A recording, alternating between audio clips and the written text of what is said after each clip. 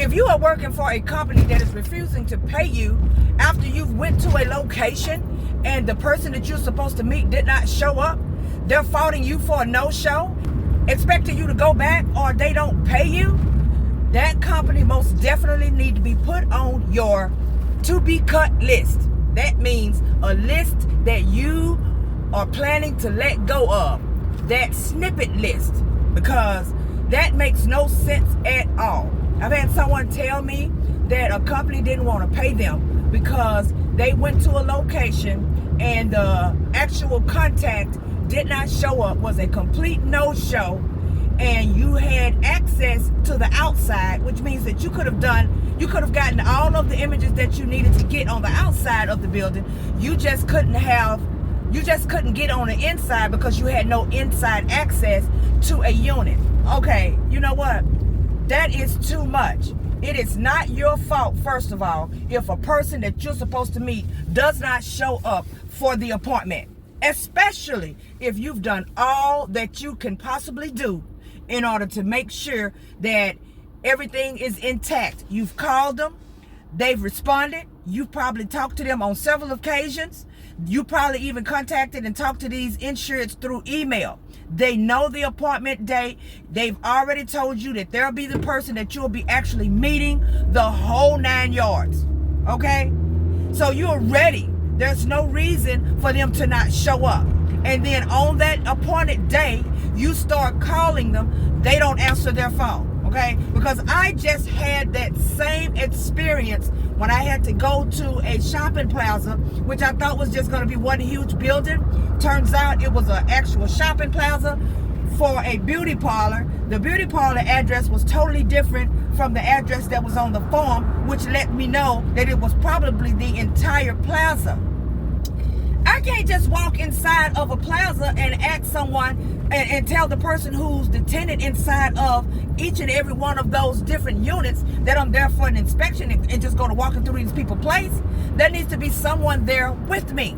You get what I'm saying? So, of course, I'm going to reschedule that one. That was just a little quick scenario of how sometimes these people just don't show up. Okay?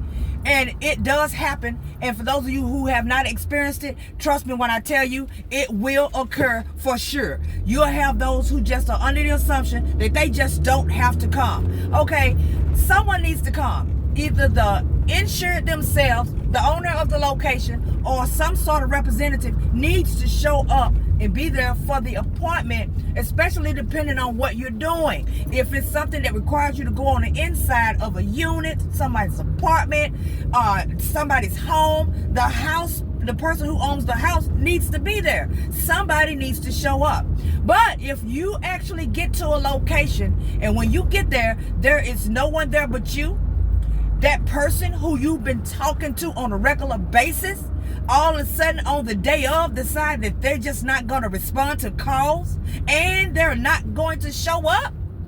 I mean, if a company holds you accountable for that, you need to put them on the get rid of list, okay? And as soon as you have a chance to actually do so, you may need to do that, because a lot of you are traveling a good ways to get to where you're trying to go. A lot of you are. A lot of you are trying to get to a location, and you need to know that all of that traveling and that gas and all of that stuff, you need to know that that's a waste of your time and a waste of your energy. Why in the world would you allow a company to treat you that way? You're wasting your gas money, you're wasting all of your time and all of your effort trying to get something done, okay? For them. You're doing a service for them. And they don't want to pay you because the person didn't show up. Now, I'm not talking about if you don't get any pictures done. If you get pictures done, you handle the outside because you can. You've gotten all of the major players from outside all and around a building or all and around a house, but you have no access to get inside because this person just decided they're just not going to cooperate today. They're not going to call you.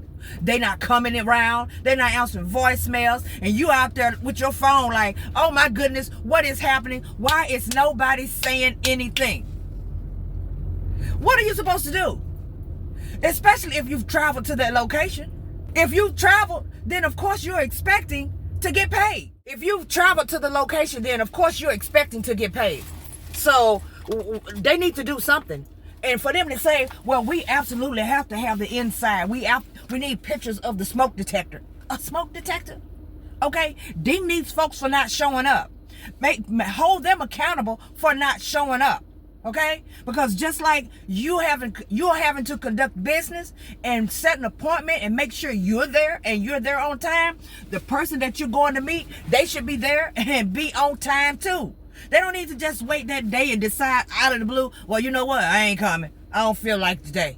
You know, they knew they had an appointment just like you did.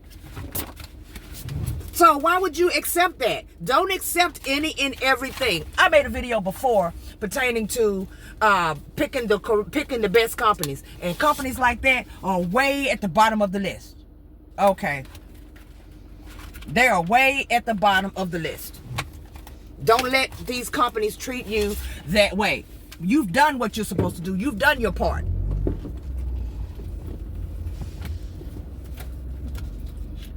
That just got me bothered and upset because I've actually had a company to try that, you know. Well, when are you going back? They sent me an email like, what days are you planning to set the appointment to go back? Because we need to get this file done and completed and blah, blah, blah. And I'm like, go back? That was a trip in itself just to go to that location. I'm not going back. You better take the pictures. Y'all, let me tell you something. Don't find yourself in one of those situations. You won't know for sure which company's gonna do that. You have no idea when one will hit you like that and shock you, okay? But when the time comes and they do hit you with something like that, you need to be able to know how to handle it. Now, if you're okay with going back and forth to these locations, if you're okay with doing that, you have no problem with a company making you go back and you just, eventually you're going to get to a point where you feel like you ain't working for yourself and conducting business. You actually at their beck and call and working for them. Of course, now, don't get me wrong. If it wasn't for them, you wouldn't have any work at all in the first place. Now, that I do understand. But there comes a place where you should be drawing the line as far as how much you're going to take off of different companies, because you've done your part. You've made the appointment. You showed up. You were there. You've done all of the talking. You've been communicating with this person. And when they decide they don't want to show up just out of the blue, and then on that day, all of a sudden they're not answering phone calls. All right. Y'all know what to do. Cut them loose or put them on that list, and when the first time you get a chance to cut them loose, then you do just that.